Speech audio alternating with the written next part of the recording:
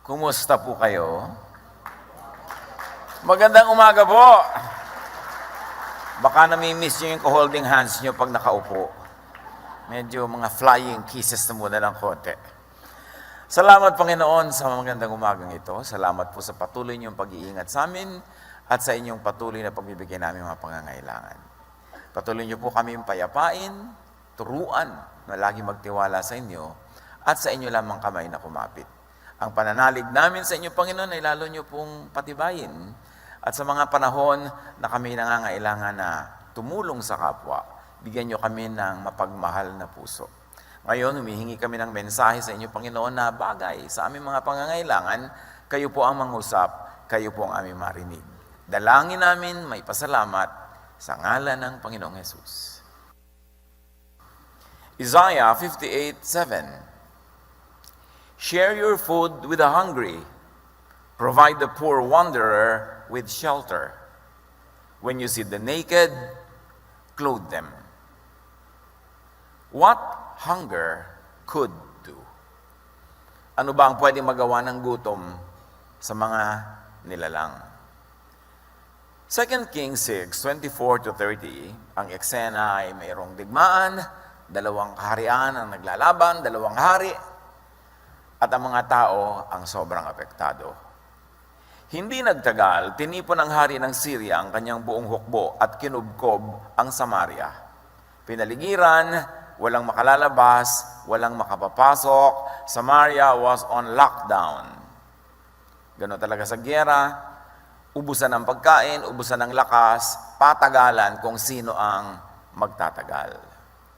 Dahil dito ay nagkaroon ng taggutom sa Samaria. Ang isang ulo ng asno ay nagkakahalaga ng 80 pirasong pilak. Sobrang black market rate. At 5 pirasong pilak naman ang kalahating litro ng dumi ng kalapati. So there was war, king versus king, government versus government. And like in many parts of history, it is the people who pay.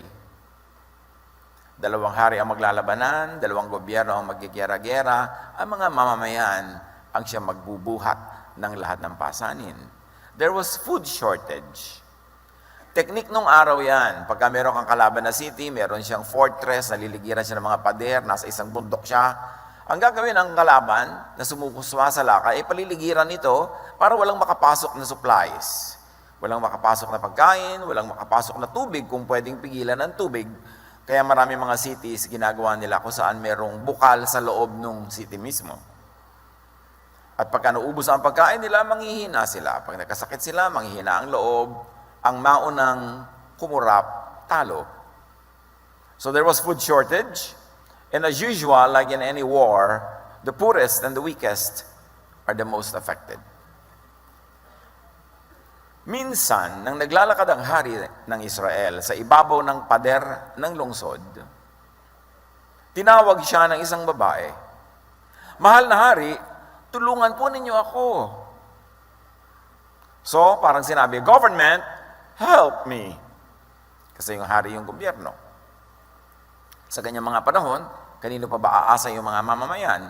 Ba't ka ba nagbabayad ng buwis? Bakit ka nagsusuko ng mga personal liberties? Bakit ka nagsasubmit sa authority?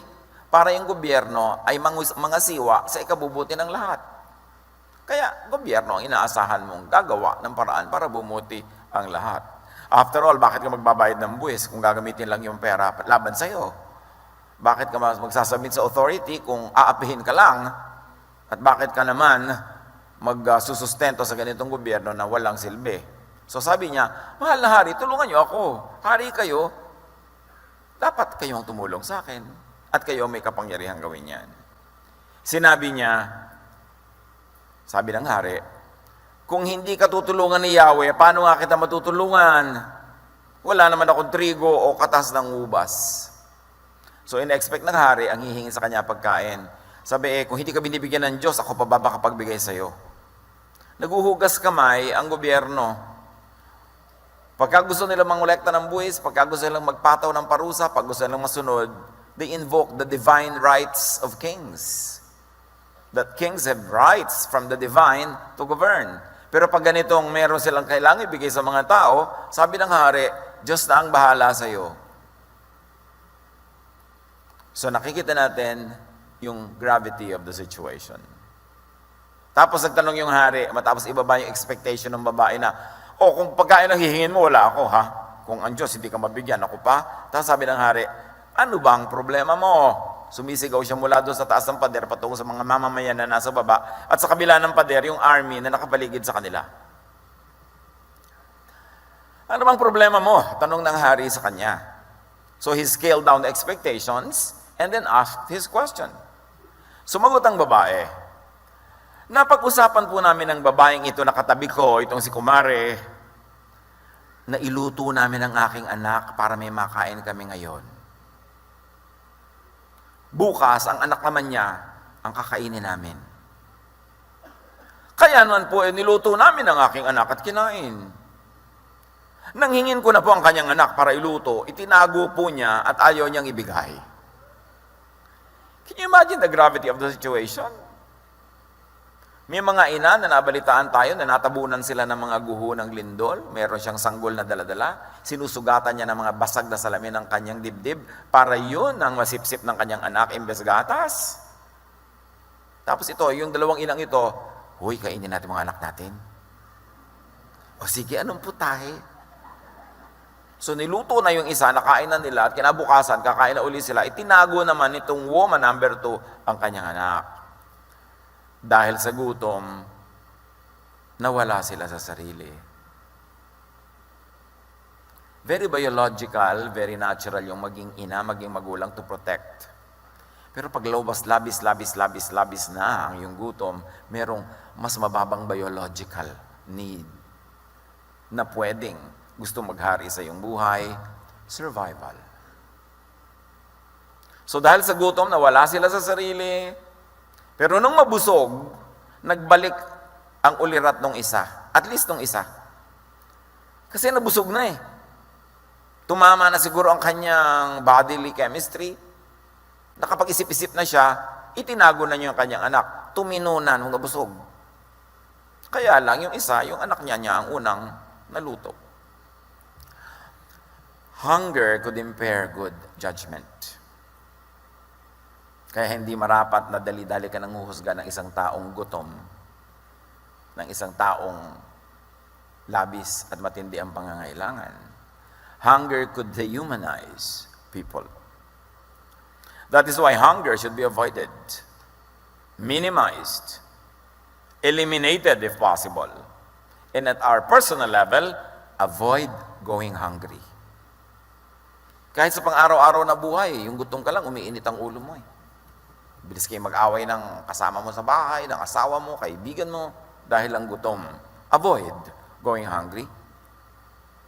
Nung panahon ni Joseph, na anak ni Jacob, na siya ay nagkaroon ng posisyon sa gobyerno ng Ehipto, na naginip ang Pharaoh, hindi niya mabigyan ng kahulugan.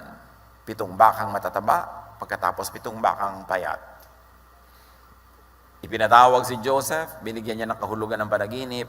Sabi niya, yung pong 7 bakang matataba na nanginginain sa gilid ng ilog, ibig sabihin, daranas ang Ehipto ng 7 taon ng sagana. Pero may kasunod na 7 taon ng tagutom, tagsalat. Genesis 41:30-36.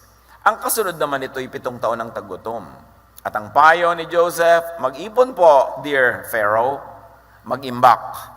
Samantalahin ang panahon ng kasaganaan, gumawa ng napaka-giting na policy to collect and save grain dahil yung 7 bakang payatot ang kasunod, 7 taon ng taghirap. Matutuyo ang lupa, no agriculture, there will be hunger. So dapat mag-impok sa panahon ng kasaganaan. At sabi ni Joseph, ang maiipong pagkain ay ilalaan para sa 7 taon ng taggutom. Here we see, na bago naman nagkaroon ng taggutom, meron muna ang plenty. Kaya dapat ang tao, pag panahon ng plenty, marunong mag-ipon. Hindi yung iniisip agad, bumili ng latest gadget, bumili ng latest damit, mag-party dito, mag-party doon, lakad dito, lakad doon. Kumisan kaya ka binibigyan ng pagkakataong mag-impok ay para mahanda ka sa mga darating na pangangailangan. Dapat marunong ang tao. Kasi ang Diyos, hindi naman siya uninformed sa mathematics. So pag may computation ng Diyos, laging tama. So pag may ibinibigay na marami, hindi yun sobra. May paglalaanan yun. May ilalaan o may pagbibigyan ka, hindi sobra kasi marunong ang Diyos na mag-compute. But very, very importantly, brothers and sisters, avoid going hungry, plant food. Yan naman ay totoong plant, yan na may investment, yan na may kailangan marunong tayo magtanim para may anihin. Kahit magagandang gawa sa kapwa, para kung mga ilangan ka naman ng tulong ng iba, may tumulong naman sa iyo dahil na itawid mo sila sa hirap, buhay pa sila ngayon, malamang namang itawid ka naman nila sa pwedeng dumating na hirap sa buhay mo. Earn purchasing currency. Bakit ba nagtatrabaho ang tao? Para sumweldo. Aanin niya yung sweldo niya para may pambili siya ng mga kailangan niya. So people must have products to sell. Or at least you must have marketable skills. Kung hindi ka nagpo-produce ng mga paninda, yun namang galing mo, yung husay mo, ibebenta mo ang yung oras ng trabaho para maging pera yon. Skills and services to sell, that is what we should all have. So, ano yun? Wala kang ginagawang produkto, wala kang itinitinda, wala kang skill, wala kang services. Ganda lang? Ine-expect mo buhayin ka ng mundo dahil lang maganda ka?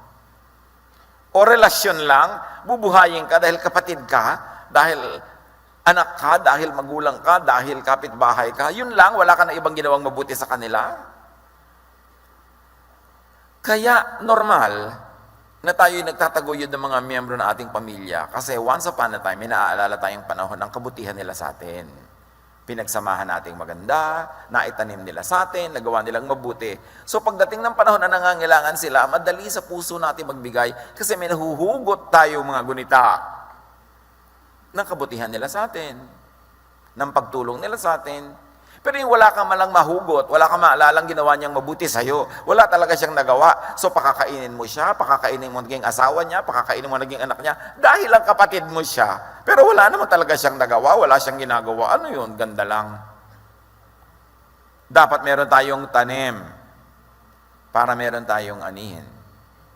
And the family seems to be the most natural place for these things and these exchanges and this support system to happen because everybody is expected to contribute towards everybody else's well-being. Pero yung wala kang contribution tapos umaasa ka, buhayin mo ko dahil kapatid mo ko, yun lang, dahil lang doon, dapat ang tao mag-isip.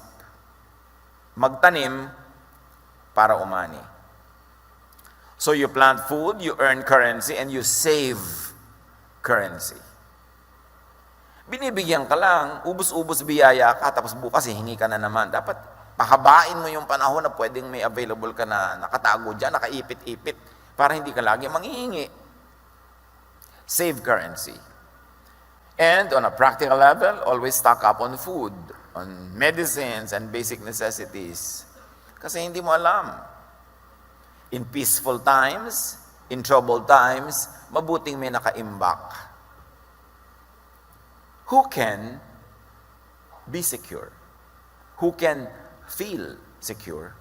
Yung maraming tanim, yung maraming ginagawa, yung maraming skills. Tulad nitong ideal woman na binabanggit-banggit lagi sa Proverbs 31:13-26.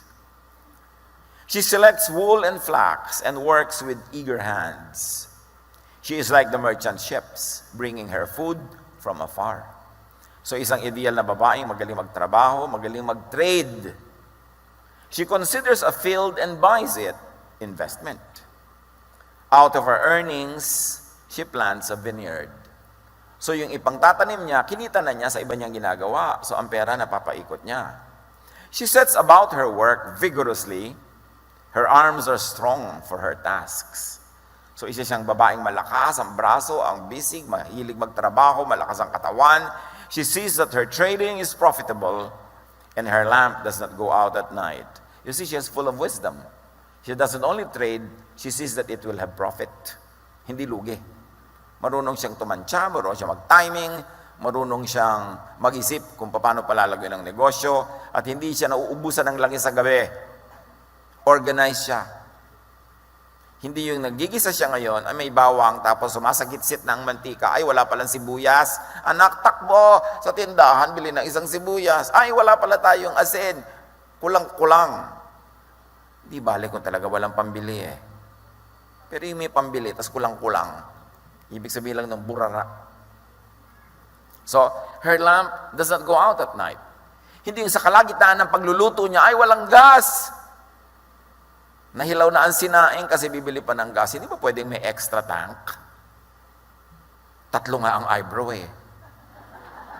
Tapos tangkay wala. Hindi ba pwedeng may extra? Para hindi tayo miserable. Kalagitnaan ng gabi, naubusan ng gas, sarado na mga tindahan, hindi ka na ngayon makapagluto. Ang itlog natin nga anak, malasado. Organized.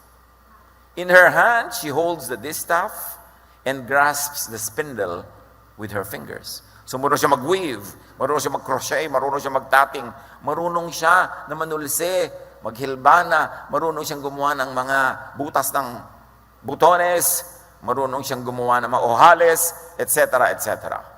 She opens her arms to the poor and extends her hands to the needy. What's more, ang babaeng itong mahilig gumawa ng pera, mahilig din mamigay. Mahilig din mag-charity.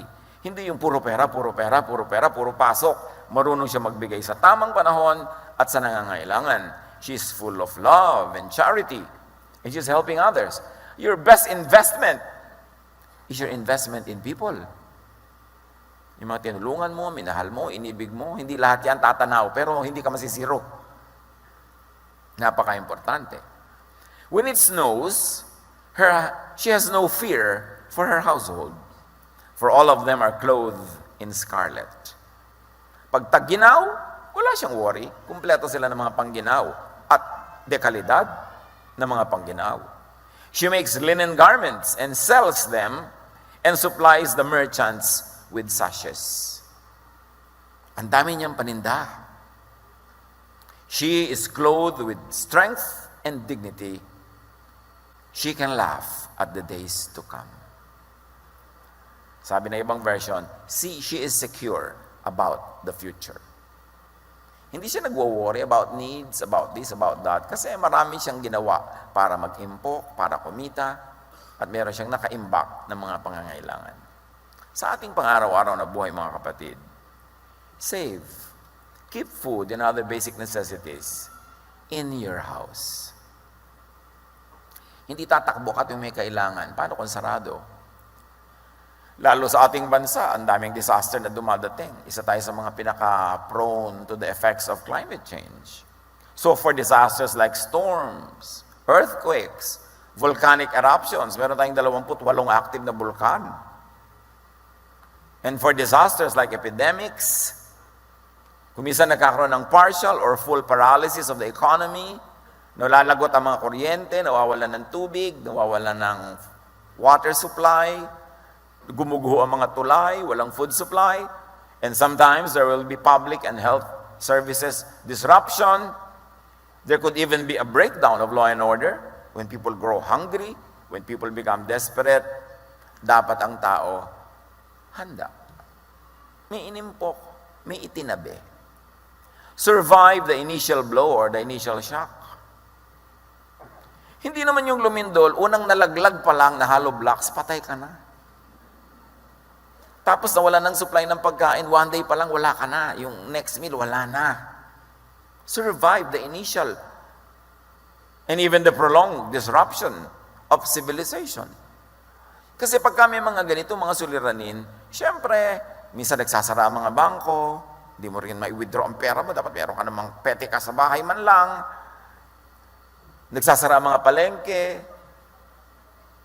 nagsasara ang mga butika. Paano yung maintenance medicine mo? Wala ka malang nakatabi. One day pa lang nakasara ang butika, yung alta pressure mo, nandun na sa kisame. Kasama na doon yung worry, siyempre.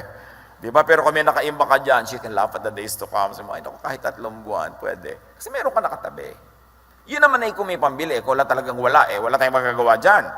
Ang sinasabi natin, kaya mo naman pero disorganized lang. Dapat ang tao may ganon. Have a stock of food, water, medicine, supplies, and in various places if possible. Kung may bahay ka dito sa syudad, kung may bahay kayo dun sa probinsya, pareho mong lagyan. Kasi kung minsan nagla-lockdown ng mga syudad, o di umakyat ka sa mga puno, tumawid ka, pupunta kang probinsya, meron ka pa rin doon na may natira. Kung mayroon, hindi natin pinipilit kung wala. Ang problema kung meron, tas wala ka pa rin paghahanda. Noong panahon ng Hapon, ang nagutom lang naman ng sobra-sobra yung mga nandito sa Maynila sa mga malalaking city. Kasi puro tao, wala namang bukid. Pero sa mga taga-probinsya, hindi namang naging ganun ang effect ng tagutom. Kasi kahit naman damo sa pilapil, pwede mong kainin. Social pa nga ngayon yun eh. Diba? Yung mga damo-damo dyan na kinakain mo, yun ang ngayon ang uso. So, paghandaan ng ganito mga bagay. Spread your investment and your storage as you do not know where prosperity might sprout or disaster might fall. Ecclesiastes 11:6, plant your seeds early in the morning and keep working on the field until dark. Who knows? Your work might pay off and your seeds might produce. Sinasabi, hindi mo naman alam kung alin sa investment mo talagang kikita, alin sa ginawa mo ang talagang magbubunga, so medyo dagdagan mo, spread out. Don't put all of your eggs in one basket kasi hindi mo naman sure. After your study, after taking calculated risks, spread it out a bit para mesa man at isa ang paa, di ba madaling matumba? Dalawa, tutumba pa rin. Pero kung tatlo, matibay-tibay na. Kung apat, ang tibay. So dapat ganun yung mga support systems mo sa iyong buhay. Balik kwento doon sa dalawang babaeng nagluto. At hindi ito cooking class. Nang marinig ito ng hari, na yung pala kinain nila yung mga anak nila, pinunit ng hari ang kanyang damit. Nakita ng mga taong malapit sa pader na nakasuot pala siya ng damit sako na nakailalim sa kanyang kasuotan bilang tanda ng matinding kalungkutan. Sackcloth, yung magaspang na tela, isinusuot ng mga tao yun when they are mourning, when they are sad, pagka sila ay nagluluksa. Yung hari, inner garment pala niya, may kingly robes pa rin siya, pero yun ang loob. Pero dahil pinilas niya sa tindi ng kanyang naramdaman na emosyon, lumabas na yung hari din naman pala ay nagluluksa. And we hope na hindi siya nagluluho doon sa palasyo habang nagugutom ang mga mamamayan. One time, I visited an old palace in Korea. And whenever I visit a place, I always make it a point that my guide is very, very educated on anthropology or history. So, hindi lang yung papakita sa yung magagandang view, kundi alam niya ang mga kasaysayan. As we were making a turn in one of the stairs in this palace that had become a museum, may nakita akong parang maliit na dining set, may mga gamit para pagkain, na wala namang pumapansin, daan at daan lang ang tao. Sabi ko, ano to? Sabi niya, yan, ang hapagkainan, inipon lang dyan, dahil museum, nitong napakadakilang hari namin na umimbento namin mga alpabeto. Kasi sila noon, nasa shadow ng China, yung hari gumawa ng sarili mga letra ng Koreano. So paano nyo malalaman kung alin ang Hapon, alin ang Inchik at alin ang Koreano? Yung Koreano maraming bilog. Puro bilog. So yun ang inimbento ng haring ito. Sabi ko, anong significant dyan sa dining table na yan? Ba't nasa museum? Ang hari na yan, sabi niya, makikita mo sa mesa niya ang kalagayan ng buong bansa. Paano yun? Pag may rice shortage, konti din ang rice niya. Kahit pwedeng kumuha ang palasyo ng maraming rice. Pag may chicken shortage, ang chicken niya kapraso lang din. Koko. No? At ganun ang buong palasyo. Walang kakain ng marami habang ang mamamayan ay gutom. So lahat ng kanyang mga ministro, lahat ng kanyang opisyal ay sisikaping payamanin ng bayan para sila man makakain ng masarap. Galing na hari, di ba? Husay. Wow, I like this king. Na pagka taghirap ang bayan, ramdam sa mesa niya, hindi yung siya insulated from the truth and what's happening among the people. So itong haring ito, apparently, nagluluksa din siya sa kanyang kalooban, so hindi naman niya hiniwalay yung sarili niya, kahit afford naman nila na sila may kainin at yung mga mamamayan ay wala. Tulad din ng mga laurel noong panahon ng Hapon. Alam niya naman si Laurel, inassign na biglang maging presidente dito dahil umalis si Quezon. So siya ang humarap sa mga Hapones. Ano magagawa mo? Makakalaban ka ba? Nasakop na nga tayo. So sila nandun sa Malacanang. Ang tawagan nila, puppet president. Pero maraming paninindigan si President Laurel. At isa doon, tinatanggihan nila ang lahat ng ipinapadala ng mga Hapon na pagkain.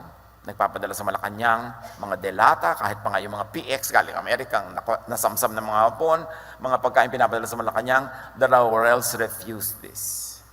Sabi ni Laurel, hindi kami kakain ng masarap dahil nagugutom ang bayan.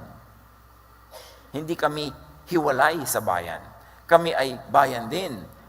Kaya mga Laurel na matatanda, hindi nyo mapapakain ngayon ng munggo. Sawang-sawa sila sa munggo. Kasi ang kinakain nila lagi, munggo. Pero nutritious naman yung munggo. Kahit hindi Biyernes, munggo. Pero gano'n ang mga leader, no? Hindi mo hinihiwalay, nararamdaman mo, tumutulong ka, meron ka man ng mga ginhawa, pero nagsishare ka rin ng yung mga ginhawa. Itong haring to, sabi niya, alam mo, siguro wala talaga siyang magagawa. Kasi sabi niya, kung pagkain ang hingin mo sa akin, kung hindi ka mabigyan ng Diyos, wala rin ako maibibigay sa iyo. And then napatunayan yun dahil nung sinira niya ang kanyang damit, nagluluksa siya doon sa loob. Kings, governors and administrators, leaders and elders should lead well for the sake of the people. And as much as possible, reign in peace. Bakit ang bayan na ito ay nagugutom? Kasi yung hari nila was at war with another hari. So kung ikaw ang tatay, huwag kang makipag-away sa mga ibang tatay kasi magdurusa rin ang anak mo. Kung ikaw ang magulang, ikaw ang head ng isang kumpanya, ikaw ang manager, ikaw ang leader, makipagmabutihan ka as much as possible kasi ang makikinabang ay mga taong pinangungunahan mo. Pero kung nag-fail ka in diplomacy and you go to war, your people will suffer. Katulad din ng mga ibang magulang na napakaraming kalaban, napakaraming kaaway, napakaraming kinitikis, anak din nila nagdurusa. Si J.D. Drilon Jr., in his book, Bit of Life, one word per line, giyera sa Korea, nandun siya sa foxhole kasama ng maraming mga ibang Pilipino, naalala niya at sinulat niya later, sabi niya, we are at war because elsewhere, our leaders failed to make the peace. Isang sundalo na Makata rin. Sabi niya, nasa giyera kami, nasa foxhole na ganito, kasi ang mga leaders ng dalawa naming mga bansa, nabigo, na bumuo ng kapayapaan. So kami na nandito, frontline. Whenever you could, make friends with people because it will benefit the people you lead. And whenever you could, avoid making enemies because it will affect the people you lead. Kaya sa padre pamilya ka, kaya sa manager ka, kaya company president ka, pananagutan natin lahat ng tao nasa ilalim natin, kaya dapat maayos ang pamamahala. Produce food surplus. Produce goodwill and goodwill investments. Hindi nakalista sa mga investments yung goodwill pero napakalaking investment yung goodwill. Yung gumagawa ka ng mabuti, babalik at babalik because the universe runs in perfect balance. Lahat ng ipinasok mong kabutihan, babalik sa iyong kabutihan. So share, give food to the hungry. And remember this, a hungry neighbor is a dangerous neighbor. Kaya kung may kaya ka, nando ka sa probinsya, kayong pinakamayaman doon, produce mga livelihood projects. Make the people productive. Para sa ikabubuti nila at sa iyo rin. Kasi pag nagutom yan, nakawang ka rin. Baka patayin ka pa. Ang ikinabubuti ng buong kapaligiran ay ikabubuti mo rin. Because no man is an island. You pollute the environment. Di lahat tayo apektado dahil nandito ka rin sa planetang ito. And Jesus' basic ministry and teaching is feed the hungry. Yan ang katuroan ni Jesus. Nung nagkaroon ng tagutom nung first century, Acts 11, 27 to 30, nang panahong iyon, dumating sa Antioquia ang ilang propeta mula sa Jerusalem. Tumayo ang isa sa kanila na ang pangalay Agabo, at sa kapangyarihan ng Espiritu ay nagpahayag sa mga naroroon ng matinding tagutom sa buong daigdig. Napagpasyahan ng mga alagad na magpadala ng tulong sa mga kapatid na nananirahan sa Judea ayon sa kakayanan ng bawat isa. Look, the prophet talked about a universal suffering that was about to happen because of some natural reasons. Pero ang ginawa ng mga mananampalataya, hindi sila nag-hoard, kundi nagpadala ng tulong. May need sila, pero mas grabe ang need ng iba. So according to their capacity, nagpadala sila ng tulong sa mga kapatiran sa Jerusalem. In fact, it could be your work of saving others that could save you and your family. Ang pagtulong na ginagawa mo sa iyong kapwa ay isa lamang pagtatanim na magbubunga ng ikabubuti mo rin. Nawa, hindi lang natin ginagawa para tayo umani ng mabuti, pero yun naman hindi masamang reason.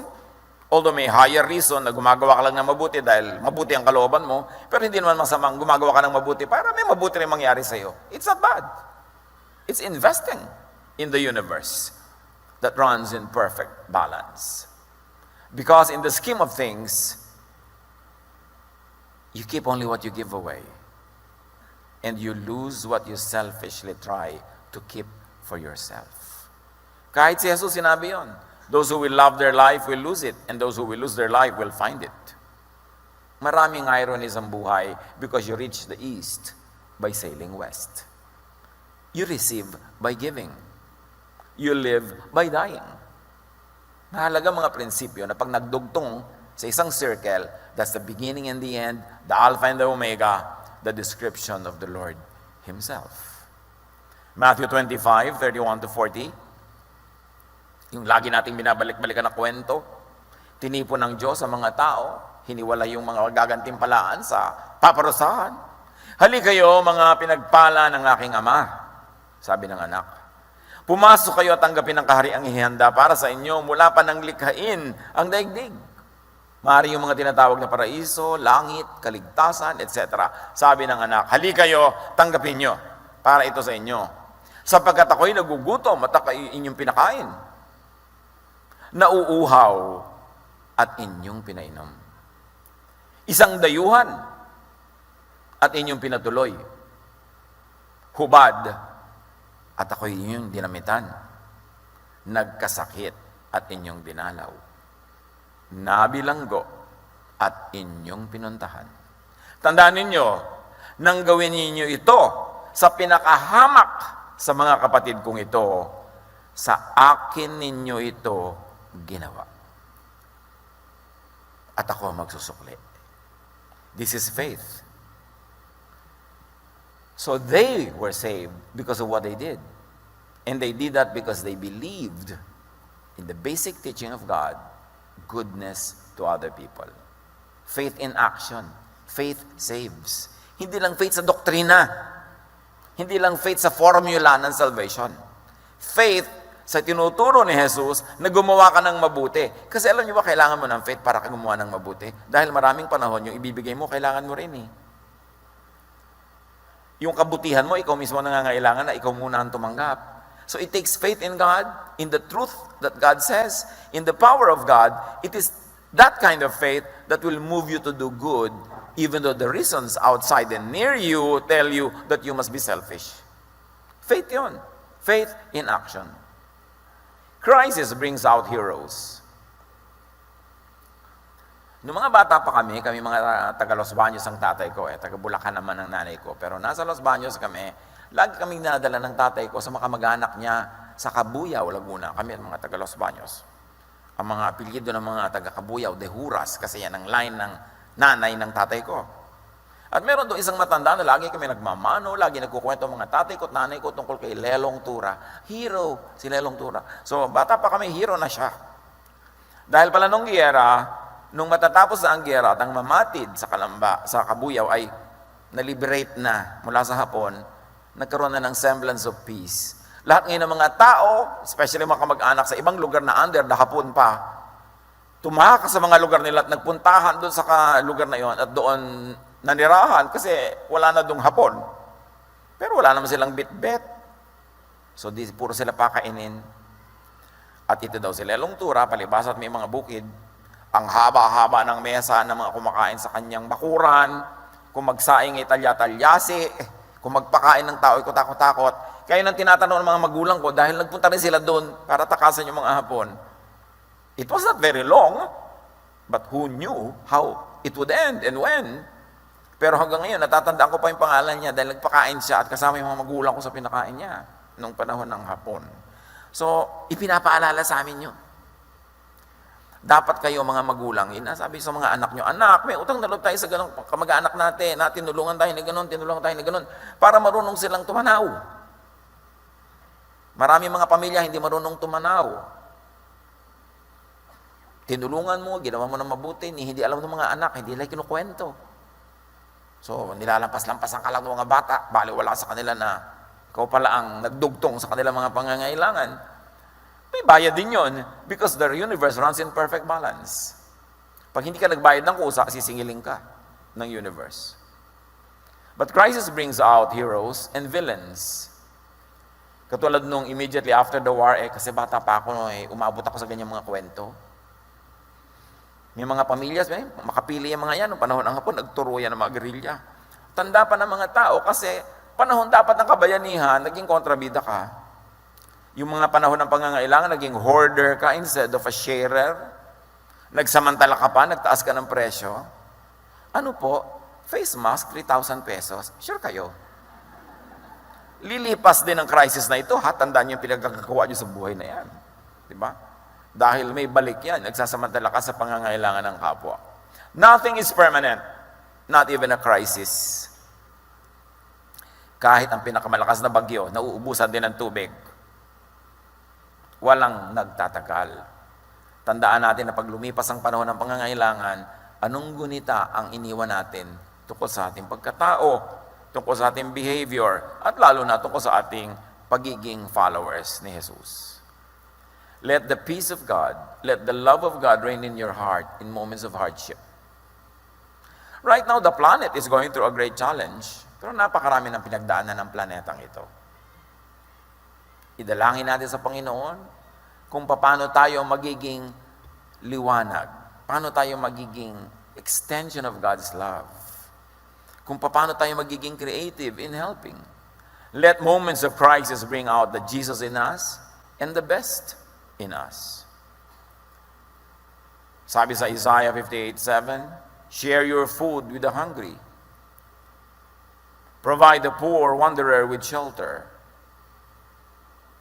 At napakahalaga, when you see the naked, clothe them. At sabi ni Jesus, when you do that to them, you do it to me. And when you do it to me, you do it to you, because I'm going to repay. Mag-ingat tayo na hindi makapagparami pa ng ganyang mga nakakahawang mga virus. Pero yung mga naging biktima niyan, we can think of ways to help without having to endanger ourselves physically needlessly. Nakakalungkot na gumagawa ang gobyerno ng mga lugar na pwedeng lagyan, ng mga pwedeng dapat i-test, dapat i-check. Tapos pinagtatatanggihan sila ng lahat ng municipality. Saan natin nilalagay ang mga pasyente? Sa dagat? Hindi ba pwede na maglagay tayo ng mga lugar? Dahil sabi ni Jesus, I was a wanderer and you gave me shelter. Hindi ba ganun din yun? I was hungry and you fed me. I was naked and you clothed me. It's very important in these difficult moments na pairali natin ang Espiritu ng Diyos sa ating puso at mag-isip tayo kung paano makakatulong. Hindi lang kung paano ililigtas ang mga sarili natin, although that is primary and that is needed. Hindi mo naman kailangang ilagay sa panganib ang sarili mo para ka maging helpful Dahil alam naman natin ang mga paraan para maging maingat. But think of ways how you can help. And one of that is not to become part of the problem. Maging maingat tayo para hindi na tayo magkaroon ng sakit, para hindi tayo maging alagain. At baligtad doon, makakapag-alaga pa tayo ng iba. Maghanda-handa. Kailangan meron kang mga konting provisions. Baka dahil sa mga trading disruptions, sa mga lockdown ng mga syudad, ng mga bansa, may mga supplies na hindi laging dumating on time, kapusin. So magtabi ka ng konti para hindi ka laging needy, pero huwag ka naman sobrang mag-panic buying dahil wala nang mabibili ang iba. Magkakaroon ng artificial shortage. At kaya magkakaroon ng problema dahil sa mga maraming pera na kung makabili ang dami binibili. Yung kailangan mo lang para to tide you over. Pag nagkaroon ng problema sa lipunan dahil kulang ang mga deliveries, kulang ang trading, kulang ang import-export, try to survive 1, 2, 3 months. Yung initial na difficult period, kasi after that, people will find a way to make things better. That's how resilient humanity is with the help of God. But survive the initial shocks. Huwag kang maging problem agad dahil wala kang paghahanda kahit ano paman. And it's useless to be afraid needlessly. Do what is practical, do what is intelligent, be prayerful, and think of ways how you can help. Proverbs 6:6-8. Lazy people should watch what the ants do and learn from them. Ants have no ruler, no boss, and no leader. But in the summer, ants gather all their food and save it. So when the winter comes, there's plenty to eat. Kawawa naman tong dalawang babae na kailangan magluto ng isang bata. Dalangin natin na hindi dumating sa ganun ng sino man, dito o sa ibang lugar. At magagawa natin yan when we prevent hunger to take the better part of us. Not only by having food for ourselves, but by feeding the hungry neighbor, the naked neighbor, the sick neighbor. Kasi sabi ni Jesus, ako rin yun. Ang ginagawa niyo sa mga ganyan ay ginagawa niyo sa akin. Ang nagiging pagkukulang niyo sa mga ganyan ay pagkukulang niyo rin sa akin. If crisis comes, be gracious and kind as much as God allows you. And if crisis does not come at all, then be doubly grateful and be doubly happy. Pero maganda handa. Handa physically, emotionally, materially, spiritually. Para tayo matibay at nang sa gayon maging part of the solution. Father, we thank you na magpahanggang sa sandaling ito, patuloy kayo nag-iingat sa amin, patuloy kayo, Panginoon, na nagbibigay namin mga kailangan. Ang dalangin namin, Panginoon, bigyan mo kami ng malinaw na isip kung paano kami magiging part of the solution, kung paano namin maiiwas na kami maging part of the problem. At kung sakasakali mang hindi na iwasan, that some of us may become more challenged than others, turuan mo kami, Lord, na magtulong-tulong, magmahalan, mag-ibigan, at magbigayan. Ihanda mo kami, Panginoon, na maging instruments of your blessing to many more people. Pagbulay-bulayan natin kung anong kahulugan nito sa ating pang-araw-araw na buhay sa ganito mga panahon.